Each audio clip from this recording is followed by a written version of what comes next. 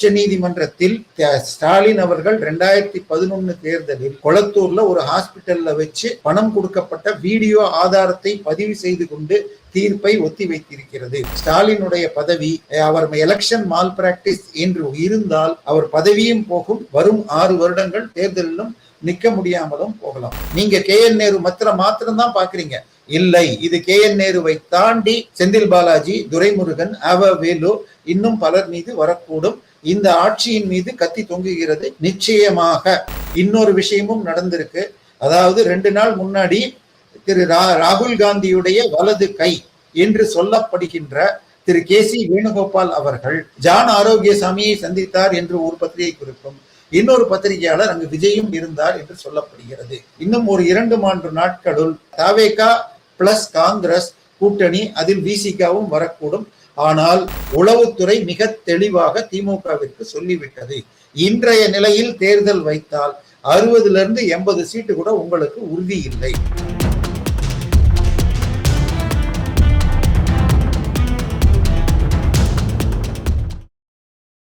நாரதர் media உணர்வாளர்களுக்கு வணக்கங்கள். நான் உங்கள் விஜய் சின்னசாமி.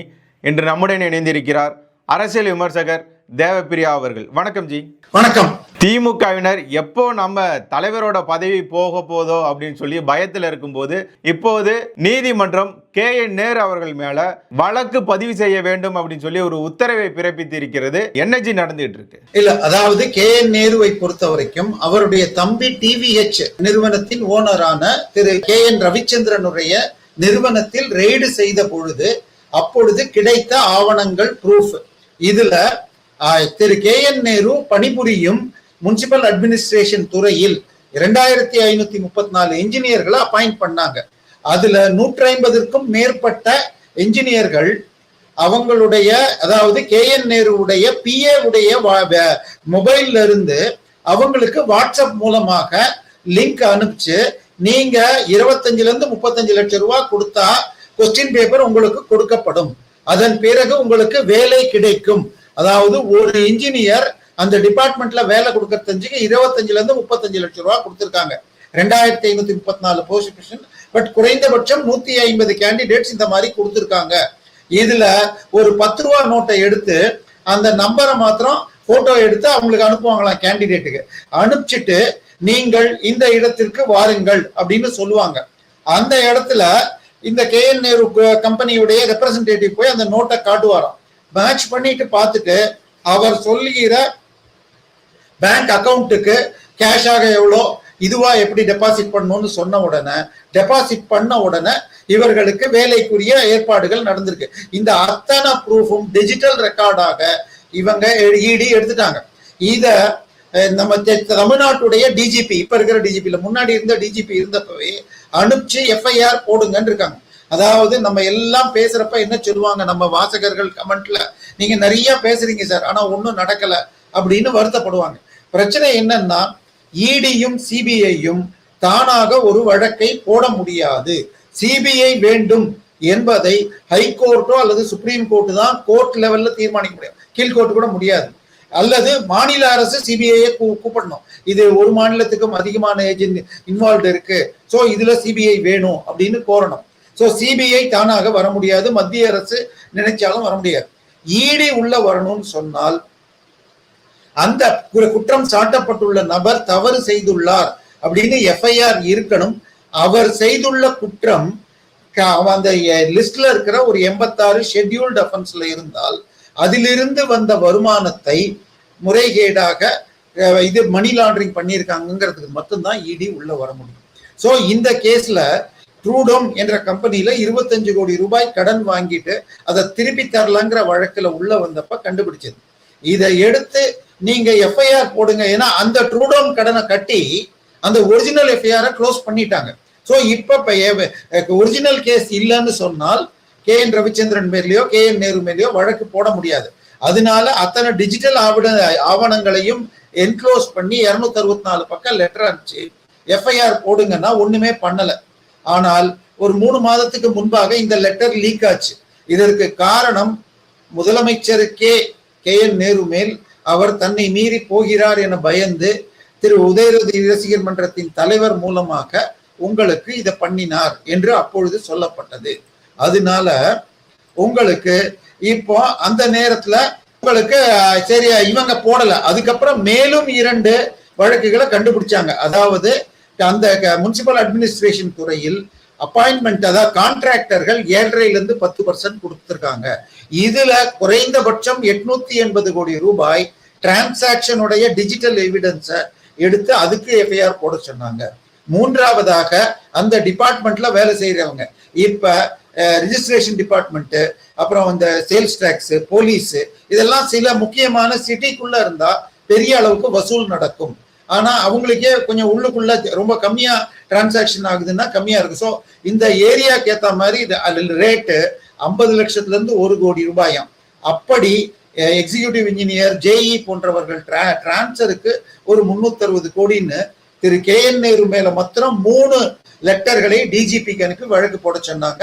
இதுல அந்த முதல் வழக்கு 2534 இன்ஜினியர்கள் அப்பாயின்மெண்ட்ல இடி லெட்டர் போட்ட உடனே டிஜிபி சார்பாக அரசு வழக்கறிஞர் என்ன சொல்றாரு, நாங்க விசாரிக்கிறோம், முகாந்திரம் இருந்தால் வழக்கு போடுகிறோம். நாங்க அதுக்கு அது ஏற்கனவே பெண்டிங் இருந்த நிலையில அதிமுகவின் ராஜ்யசபா எம்பி இன்பதுரை அவர்கள் போட்ட வழக்குல என்னையா முகாந்திரம், ஏற்கனவே இடி இவ்வளவு ரெக்கார்டை எடுத்து ஆதாரத்தோட டிஜிட்டல் ரெக்கார்டோட கொடுத்திருக்காங்க, உடனடியாக எஃப்ஐஆர் போட்டு ஆக்ஷன் எடுக்கன்ட்டாங்க. இப்போ நம்ம கண்ணு முன்னாடி இடிக்கு இந்த 3 தான் ஞாபகம் வருது. ஆனால் ஏற்கனவே ஒரு 9 மாசத்துக்கு முன்னாடி மணல் கடத்தல் வழக்கில், அதாவது 5 மாவட்டங்களில் எடுத்ததுன்னு சொல்லப்பட்டது 38 கோடி. ஆனால் இது ஐஐடி கரக்பூரை வச்சுக்கிட்டு ட்ரோனை வச்சு பார்த்ததுல 4780 கோடி எடுக்கப்பட்டது. இதுக்கும் இதே மாதிரி லெட்டர் போட்டு ஹைகோர்ட்ல இடியே வழக்கு போட்டதுல ஐஐடி கரக்பூர் ப்ரொஃபஸரே வரலைங்கோ, அவர் ஏதோ ஒரு தனியார் கம்பெனி கொடுத்தது மேல சைன் பண்ணியிருக்காருலாம் ஆர்கியூ பண்ணியிருக்காங்க. அதுக்கு ஐஐடி கரக்பூர் சார்பாக நாங்க எங்களுடைய ஐஐடி சார்பாக ஒரு ஸ்டார்ட் அப் நிறுவனம் இதை செய்துள்ளது, அதனுடைய முழு ஏற்பாடும் எங்களுக்கு தெரியும், அதை நாங்கள் கண்காணிச்சு தான் கையெழுத்து போட்டோம்னு சொல்லியிருக்காங்க. ஸோ அந்த வழக்கும் வரும். அதே போல திரு செந்தில் பாலாஜி, இப்போ நான் இப்போ இந்த பேனா நேற்றுக்கு போய் இந்த பேனா வாங்குறேங்க, இந்த பேனா 5 ரூபான்னு வாங்கினேன். இதே பேனாவை பல்கா நான் நம்ம ஸ்டாஃப் எல்லாருக்கும் கொடுக்கணும்னு 50 வாங்குறேன்னு வச்சுக்கோங்க. உடனே அவங்க என்ன பண்ணுவாங்க, 250ங்கிறது 200 இல்ல 220 ரூபாய்க்கு கொடுப்பாங்க. எனக்கு டைம் இருந்துச்சு, பாரிஸ் கார்னர்ல போய் கேட்டா இன்னும் 180 ரூபாய்க்கு கிடைக்கும்.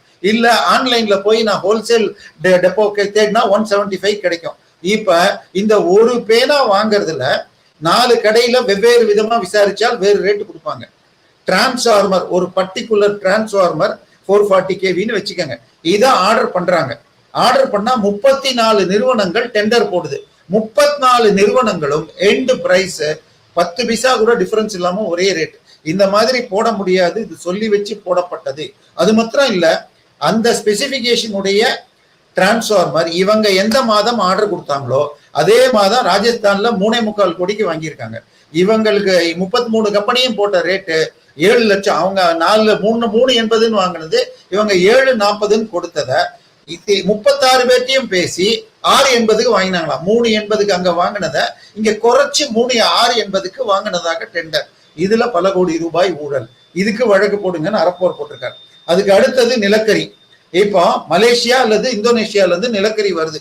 அங்க கப்பல்ல ஏத்துறப்ப அவங்க இது சர்டிபிகேட் கொடுப்பாங்க, நாங்க ஏத்துற நிலக்கரி 6000 கிலோ கேலரி இல்ல 4000 கிலோ கேலரின்னு. அந்த கப்பல்ல ஏத்தின கம்பெனி கொடுத்த அந்த சர்டிபிகேட்டையும் வச்சிருக்காங்க. ஆனால் இங்க பில்லு கொடுக்குறப்ப வேற ஒரு சர்டிபிகேட்டை வச்சு அதிக கிலோ கேலரி இருக்கா மாதிரி கொடுத்து பல கோடி ரூபாய் ஊழல் நடந்திருக்குன்னு ப்ரூஃபோட இவங்க கொடுத்திருக்காங்க அறப்போர் இயக்கம். இது மாதிரி என்னால் சொல்லிக்கொண்டே போக முடியும்.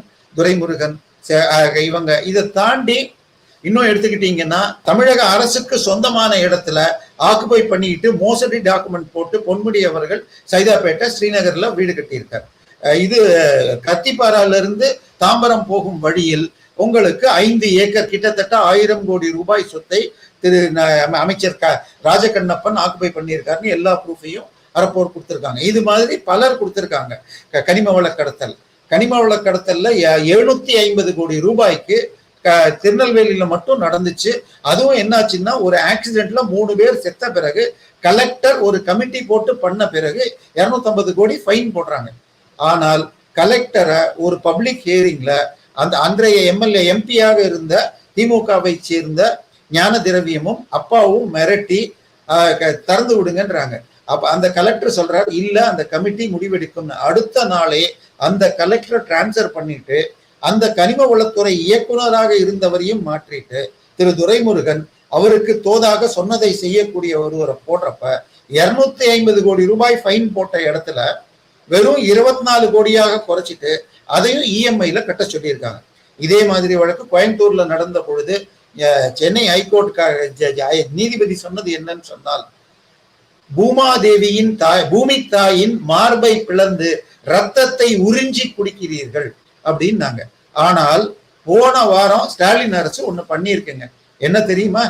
அதாவது 2015 இருந்து 2025 வரைக்கும் எந்தெந்த குவாரி எவ்வளவு எடுத்திருந்தாலும் நீங்க கணக்கை கொடுத்துட்டு ஒரு டன்னுக்கு 15 ரூபா கொடுத்தா அது ரெகுலரைஸ் பண்ணிடலாமா.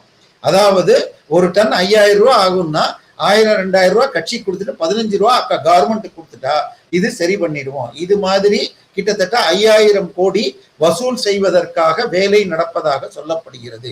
இந்த ஒழுங்குமுறை சட்டம் என்பது செல்லாது என பல்வேறு தீர்ப்புகள் இருக்கிறது. சோ இப்ப இன்றைக்கு வந்துள்ள இந்த தீர்ப்பு நீங்க KN நேரு மாத்திரம் தான் பாக்குறீங்க. இல்லை, இது KN நேருவை தாண்டி செந்தில் பாலாஜி, துரைமுருகன், வேலு இன்னும் பலர் மீது வரக்கூடும். இந்த ஆட்சியின் மீது கத்தி தொங்குகிறது. நிச்சயமாக அடுத்த 10 நாள்ல வரும். இதை தாண்டி சொத்து குவிப்பு வழக்குகள்லாம் ஸ்டேல இருக்கு. ஒரு வழக்கறிஞர் இதை எல்லாத்தையும் தமிழ்நாட்டுக்கு வெளியில டெல்லியில விசாரிக்கணும்னு டெல்லி ஹைகோர்ட்ல போட்டிருக்கார். எனவே திமுக இந்த தேர்தலில் மிக தீவிரமாக ஊழல் பிரச்சனையை சந்திக்க போகிறது. இதையெல்லாம் உணர்ந்துதான் உளவுத்துறை ரிப்போர்ட் வச்சுட்டு தான் நேற்றைக்கு ஒரு பெரிய டிராமா நடந்தது. ஞாபகம் இருக்கா விஜய்? அவங்களோட கட்சியில மாபெரும் கட்சியாக இருக்கக்கூடிய தேமுதிக சேர்ந்து இருக்கிறது. ஆமா, பட் இல்ல, மாபெரும் கட்சியெல்லாம் விட்டுருங்க. அதாவது இந்த கூட்டணி வீழ்த்த முடியாத கூட்டணி. அதாவது 2019 ஜெயிச்சோம், 21 ஜெயிச்சோம், நாங்க மாநகராட்சி நகராட்சியை ஜெயிச்சோம், 24 ஜெயிச்சோம். நாங்க அவ்வளவு பலம் இருந்தால் இப்படி சட்டவிரோதமாக ஏப்ரல் மாதத்திற்கும் கோடைக்கும் இந்த மார்ச்சுக்கு முன்னாடி பணம் கொடுக்கறதுங்கிறது சட்டவிரோதம். ஒரு பட்ஜெட் என்பது ஏப்ரல்ல இருந்து மார்ச் வரைக்கும் தான். அடுத்த ஏப்ரலுக்கு புதிய பட்ஜெட் வந்த பிறகுதான் கொடுக்க முடியும். நீங்க உங்களுடைய LIC பாலிசி இருந்தா ஏப்ரல் பாலிசி இப்ப கட்ட முடியாது. மார்ச் வரைக்கும் உள்ளதை கட்டலாம். ஏப்ரல் 1ஆம் தேதிக்கு அப்புறம் அடுத்த மார்ச் வரைக்கும் கட்டலாம். ஆனால் அடுத்த இயருக்கு வர்றதை இப்ப கட்ட முடியாது. அப்படி இருக்கும் பொழுது இந்த 5000 ரூபால 3000 ரூபாய் பிப்ரவரி, மார்ச், ஏப்ரல் மாதத்துக்கு உரியது. ஏப்ரல் மாதத்தை கொடுக்க முடியாது. அது தவிர கோடைன்னு கொடுத்திருக்காங்க. சோ இதுவும் சட்டவிரோதம், வழக்குகள் வரலாம். இதை தாண்டி இந்த 5000 ரூபால ஒரு பெரும் தொகை SC ST பட்டியல் ஜாதி மக்களுடைய வெல்ஃபேருக்கு கொடுக்கப்பட்ட ஸ்கீம்ல இருந்து எடுத்திருக்காங்க. இதை கேட்டால் அந்த நிதி உதவி பெறுபவர்களில் ஒரு 20-25% SC STங்கிறாங்க. சார், SC ST நல்வாழ்வுன்னா அது எந்தெந்த திட்டத்திற்கு? வீடு கட்டும் திட்டம்னா வீடு கட்டணும். இப்ப SC ST ஹாஸ்டல்கள் இவங்க என்ன பண்ணாங்க, உடனே பேரை மாத்திட்டாங்க. ஆதி திராவிடர் ஹாஸ்டல்ங்கிறத சமூக நல விடுதின்னு. இப்போ அதுல இவங்க சாப்பாட்டுக்கு கொடுக்கற துட்டு எவ்வளவு ஜாஸ்தி இருக்குன்னு சொன்னா சாம்பார் வைக்க முடியலன்னு வெறும் சோத்தையும் இது சிவப்பு மிளகாயும் கொடுக்குறாங்கன்னு பேப்பர்ல வருது. பேரை வச்சியே சோறு வச்சியான்னு ஏதோ வசனம் வரும். சோ இந்த மாதிரி இப்படி பல்வேறு ஊழல்கள் நடந்துட்டு இருக்கு. இதெல்லாம் நடக்கிறப்ப நேற்றைக்கு பாத்தீங்கன்னா திடீர்னு காலையில அப்படி ஒரு அறிவிப்பு 9:30 மணிக்கு போறாங்க. இவங்க போறாங்க. உடனே அவருடைய சேம் ஜாதியை சேர்ந்த அந்த தெலுங்கு நாயுடு ஜாதியை சேர்ந்த வேலு பொன்னாடை போட்டி வரக்கிறார். இன்னொரு தெலுங்கு அமைச்சரான KN நேரு வரவேற்கிறார். உள்ள போய் சந்திக்கிறாங்க. இப்ப பிரச்சனை என்னன்னா, அவங்களுக்கு எவ்வளவு ஓட்டுங்கலாம் அடுத்த விஷயம். முதல்ல ஏற்கனவே ஒரு கட்சியும் VCKவாக இருக்கட்டும், கம்யூனிஸ்டாக இருக்கட்டும், ஈவன் வேல்முருகனாக இருக்கட்டும், இல்ல கமலஹாசன் அந்த வாட்ச்மேன் மாதிரி இருக்கிறவங்களா இருக்கட்டும், எல்லாரும் எங்களுக்கு இரட்டை இலக்கத்துல சீட்டு வேணும், ஜாஸ்தி வேணும்னு கேட்கிறாங்க. அப்ப இருக்கிற கட்சிக்கே அங்க பிரச்சனை இருக்கிறப்ப புதுசா ஒரு கட்சியை கூட்டிட்டு வரீங்கன்னா காரணம் என்னன்னு சொன்னால், உளவுத்துறை மிக தெளிவாக திமுகவிற்கு சொல்லிவிட்டது. இன்றைய நிலையில் தேர்தல் வைத்தால் 60-80 சீட்டு கூட உங்களுக்கு உறுதி இல்லை. அதாவது போன எலெக்ஷன்ல நம்ம பூத் எலெக்ஷன் சர்வே பண்ணீங்கன்னா, சர்வே பண்றதுக்கு இல்லாத பூத் லிஸ்ட் எடுத்தீங்கன்னா, ஐ மீன் அசம்பிளி தொகுதி லிஸ்ட் எடுத்தீங்கன்னா 1வது தொகுதி திருவள்ளூர், 2 கும்மிடிப்பூண்டி அப்படின்னு போய் 234 கன்னியாகுமரி கிள்ளியூர்னு முடியும். இந்த முதல் 36 மெட்ராஸை ஒட்டிய சீட்ல 35 சீட்ல போன முறை திமுக ஜெயிச்சது. இந்த முறை இப்பொழுது வந்துள்ள எல்லா சர்வேக்களும் 12-15 சீட்டு திமுக தோற்கும் என்றும், அதுல 5 சீட்டு வரை ஈவன் விஜய்க்கு கூட வாய்ப்பு இருக்கிறது. அதாவது தமிழ்நாட்டிலேயே ஒரு 5 சீட்ல விஜய் 30% தொடராராம். அம்பத்தூர், வில்லிவாக்கம், விருகம்பாக்கம், வேளச்சேரி, மயிலாப்பூர்ங்கிறாங்க. சோ அப்ப சென்னையிலேயே இவ்வளவு ஒரு ஆன்டி இன்கம்பன்சி இருக்குன்னா தமிழ்நாடு முழுக்க 60 சீட்டு கூட ஜெயிக்க முடியாது. அப்படிங்கிறப்போ எத்தத்தை தின்னா பித்தம் தெளியும் அப்படிங்கிற மாதிரி யார் காசா எடுத்து 5000 ரூபாய் கொடுத்தாச்சு. அதுவும் பெரிய பலன் இல்லைன்னு சர்வேக்கள் கூறுகிறது. இப்போ இவங்கள சேர்த்திருக்காங்க. இதை தாண்டி இன்னொரு விஷயமும் நடந்திருக்கு. அதாவது 2 நாள் முன்னாடி திரு ராகுல் காந்தியுடைய வலது கை என்று சொல்லப்படுகின்ற திரு கே.சி. வேணுகோபால் அவர்கள் உங்களுக்கு என்ன பண்ணாரு, தமிழ்நாட்டுக்கு வந்திருந்த பொழுது நாங்கள் திமுகவுடன் தான் இருக்கிறோம், ஆட்சியில் பங்கு என்பது எங்கள் கொள்கை இல்லைன்னு சொன்னார். ஆனால் அவர் என்ன பண்ணாரு, ஒரு பாத யாத்திரைக்காக வந்திருந்தார் பாண்டிச்சேரிக்கு. பாண்டிச்சேரியிலிருந்து பிளைட்டை பிடிச்சு அப்படியே மீனம்பாக்கம் வந்துட்டு முகப்பேர் வந்துட்டு அப்படியே திரும்பி போயிட்டார். உள்ளுக்குள்ள வரல. அப்கோர்ஸ் பத்திரிகைகள் ஸ்டாலின் அவருக்கு இது கொடுக்கலன்னாங்க. ஆனால் முகப்பேர்ல என்ன பண்ணாராம், அவர் போன கார்ல செல்வ பிறந்தையோட இருந்தப்ப செல்வ பிறந்தையை கழட்டி விட்டாராம். கழட்டி விட்டுட்டு மேலும் 2 கார் மாறி அங்க ஒரு பங்களால ஜான் ஆரோக்கியசாமியை சந்தித்தார் என்று ஒரு பத்திரிகை குறிப்பும், இன்னொரு பத்திரிகையாளர் அங்கு விஜயும் இருந்தார் என்று சொல்லப்படுகிறது. எனவே அடுத்த இன்னும் ஒரு 2-3 நாட்களுள் தாவேகா பிளஸ் காங்கிரஸ் கூட்டணி, அதில் விசிகாவும் வரக்கூடும். ஆனால் இதை எதிர்பார்த்து ஸ்டாலின் அவர் அப்பாவை போல எல்லா கட்சியும் உடைக்கிறது, அரசியல் என்றாலே அராஜகம் என்ற வேலையை செய்வதற்காக ஏற்கனவே விசிகால மறுமலர்ச்சி விசிகாவாக வன்னியரசு, ரவிக்குமார், ஆளூர் ஷானவாசன் உடைக்கிறதுக்கு வேலை பண்ணியிருக்காங்க. இங்க செல்வ பெருந்தகை தலைமையில திரு மணிசங்கர் ஐயர், திரு சிதம்பரம் போன்றவர்கள் இருப்பார்கள். மிச்சமெல்லாம் அந்த பக்கம் போயிடும் அப்படின்லாம் சொல்றாங்க. 12 எம்எல்ஏக்கள் வரை ஆல்ரெடி செல்வ பெருந்தகை பேசிவிட்டார் என்றும் சொல்றாங்க. சோ அடுத்த 4-5 நாட்கள்ல பல விஷயங்கள் இருக்கிறது. எனவே திமுக உடைய செயல்பாடு, உளவுத்துறை அறிக்கை அவர்கள் தோல்வியை காட்டுகின்றன. அதை உடைக்கிறதுக்கு என்ன பண்ணணும் அப்படின்னு பாக்குறாங்க. அதாவது நம்ம கிராமத்துல எல்லாம் அந்த குடத்தை எடுத்துட்டு போவாங்க, திடீர்னு ஒழுகிடுச்சுன்னா சின்ன புளிய வச்சு ஒட்டிப்பாங்க, அப்புறமா ஈயம் பூசிப்பாங்க. அது மாதிரி இந்த ஈயம் புளி வச்சு அடைக்கிற கதையாக 5000 ரூபாய் கொடுத்தாங்க, மக்கள் 2 நாள்ல மறந்துட்டாங்க. இப்ப தேமுதிக வந்துச்சு, அது மறந்துடுவாங்க. மேபி இப்ப ஓபிஎஸ் இழுக்கணும்னு பாக்குறாங்களாம். சோ இது எல்லாமே அவர்களுடைய தோல்வியை என்ன பண்ண, அதாவது நீங்க ஒருத்தன் இதுல தண்ணியில நீச்சல் அடிக்க தெரியாதவன் மாட்டிக்கிட்டா காப்பாத்த வர்றவன் கையை பிடிச்சிட்டா அவர் நீஞ்ச முடியாது. அந்த மாதிரி திமுக தவறான ஸ்டெப்புகளையே எடுக்கிறது. ஆனா நம்ம மீடியா, நார்தர் மீடியால நம்ம இந்த மாதிரி உண்மையை அனலைஸ் பண்றோம். இதை மக்கள் சப்ஸ்கிரைப் பண்ணி ஆதரிக்கணும். ஆனா மற்ற மீடியா எல்லாம் திமுக இன்வின்சிபிள், அடுத்த மாஸ்டர் ஸ்ட்ரோக் அப்படின்லாம் சொல்றாங்க. இது மாஸ்டரும் இல்லை, ஸ்ட்ரோக்கும் இல்லை, இது எத்தத்தின்னா பித்தம் தெரியுங்கிற கதை. எனவே திமுக மிகவும் சிக்கலில் இருக்கிறது. ஒரு பக்கம் கூட்டணி சிக்கல்கள், இன்னொரு பக்கம் வழக்குகள். நேற்றைய தினம் நீங்க சொன்ன மாதிரி உச்ச நீதிமன்றத்தில் ஸ்டாலின் அவர்கள் 2011 தேர்தலில் கொளத்தூர்ல ஒரு ஹாஸ்பிட்டல்ல வச்சு பணம் கொடுக்கப்பட்ட வீடியோ ஆதாரத்தை பதிவு செய்து கொண்டு தீர்ப்பை ஒத்தி வைத்திருக்கிறது. அடுத்த வாரம் ஒரு நாள், அதாவது கொளத்தூர் இது ஈஸ்வரி ஹாஸ்பிட்டல் என்ற இடத்தில் உங்களுக்கு பணம் கொடுக்கிற நியூஸ் வந்த உடனே அதிமுகவின் சைதை துரைசாமியுடைய ஆட்கள் போய் வீடியோ எடுத்திருக்காங்க. அதே நேரத்தில் பறக்கும் படை எலெக்ஷன் கமிஷனுக்கும் போக அவர்கள் இந்த வீடியோவை ஆத்தன்டிகேட் பண்ணியிருக்காங்க. ஒரு 10-20 நிமிடங்கள் ஆர்குமெண்ட் நடந்து அதன் பிறகு உள்ள போனா ஒரு ரூமை மாத்திரம் பூட்டிட்டு விடலையாம். இந்த ஆர்குமெண்ட் நடக்கிறப்ப பார்த்தால் இன்னொரு வழியாக பலர் வெளியே போயிருக்கிறார்கள். சில கருப்பு மூட்டைகள் கொஞ்சம் கொஞ்சம் பணத்தோட கடந்திருக்கு. மேலும் பல பெண்கள், சுய உதவி குழுவினர் பணத்தோடு மாட்டியிருக்கிறார்கள். இது அத்தனையும் வீடியோல இருக்குன்னு சொல்றாங்க. இந்த வீடியோவை, ஏன்னா இது ஆத்தென்டிகேட்டட் பை எலெக்ஷன் கமிஷன் சொல்றாங்க. ஸோ இதற்கு ஆதரவாகவோ இவருடைய சைதை துரைசாமி தரப்பில் முன்னாள் ஓய்வு பெற்ற உயர்நீதிமன்ற நீதிபதி நல்லமன் நாயுடு ஆர்கியூ பண்ணியிருக்கார். எதிர்த்தரப்பில் கபில் சிபல் பண்ணியிருக்கிறார். நேற்றைக்கு வாதங்கள் முடித்து விட்டன. ஸோ அடுத்த வாரம் செவ்வாய் புதனில் தீர்ப்பு இந்த நாளில் வழங்கப்படும். ஒரு 2-3 நாள் கழிச்சு சொல்லுவாங்க. அதிகபட்சம் உங்களுக்கு 5ஆம் தேதிக்குள்ள இந்த தீர்ப்பு வரலாம். என்னை பொறுத்தவரை 25% ஸ்டாலினுடைய பதவி, அவர் எலெக்ஷன் மால் பிராக்டிஸ் என்று இருந்தால் அவர் பதவியும் போகும். வரும் 6 வருடங்கள் தேர்தலிலும் நிற்க முடியாமலும் போகலாம். ஸோ திமுக இன்றைக்கு மிக சிக்கலான நிலையில் இருக்கிறது.